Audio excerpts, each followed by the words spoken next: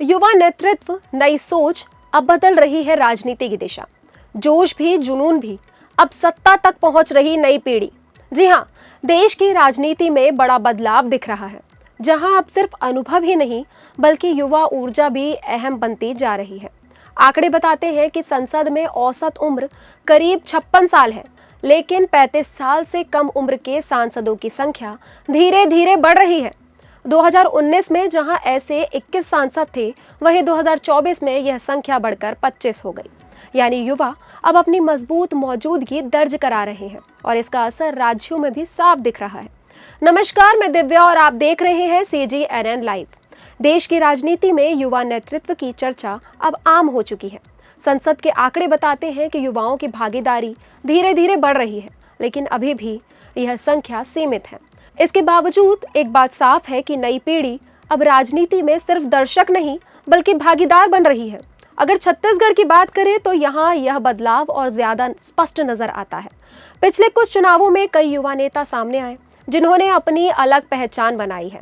भिलाई नगर से कांग्रेस के देवेंद्र यादव इसका बड़ा उदाहरण है। उन्होंने 2018 में अनुभवी नेता को हराकर यह साबित किया कि युवा भी मजबूत राजनीतिक पकड़ बना सकते हैं। राज्य में और भी कई युवा विधायक हैं जो चर्चा में रहे। पामगढ़ से बसपा की इंदु बंजारे ने महज 27 साल की उम्र में जीत दर्ज की। कसडोल से कांग्रेस की शकुंतला साहू 31 साल की उम्र में विधायक बनी। वहीं खुज्जी सीट से छन्नी साहू भी युवा चेहरों में शामिल हैं, जिन्होंने कम उम्र में विधानसभा तक पहुंच बनाई। 2023 के चुनाव में भी युवाओं की मजबूत मौजूदगी देखने को मिली। भटगांव सीट से भाजपा की लक्ष्मी रजवाड़े ने 31 साल की उम्र में जीत हासिल की और बाद में मंत्री भी बनाई गई। यह उपलब्धि बताती है कि अब युवाओं को सिर्फ मौका नहीं बल्कि उन्हें जिम्मेदारियां भी दी जा रही हैं। राजनीतिक दलों का नजरिया भी बदल रहा है। पहले जहां अनुभव को प्राथमिकता दी जाती थी, अब युवाओं को भी टिकट मिल रहे हैं। इसके असर यह हुआ है कि विधानसभा में नई सोच और नए मुद्दे सामने आ रहे हैं। युवा नेताओं के आने से राजनीति का फोकस भी कुछ प्रतिशत तक बदला है।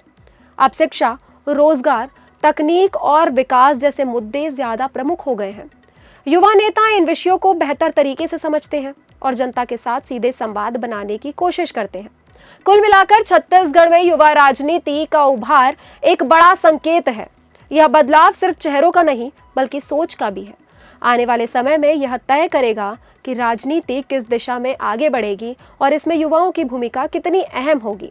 अब सवाल यही है, जो युवा जोश के साथ राजनीति में कदम रख रहे हैं, क्या ये सिस्टम को अपने रंग में रंग पाएंगे या फिर खुद ही उसी पुराने रंग में रंग जाएंगे? क्योंकि राजनीति बदलना आसान नहीं, लेकिन बदलाव की शुरुआत हमेशा नई पीढ़ी से ही होती है।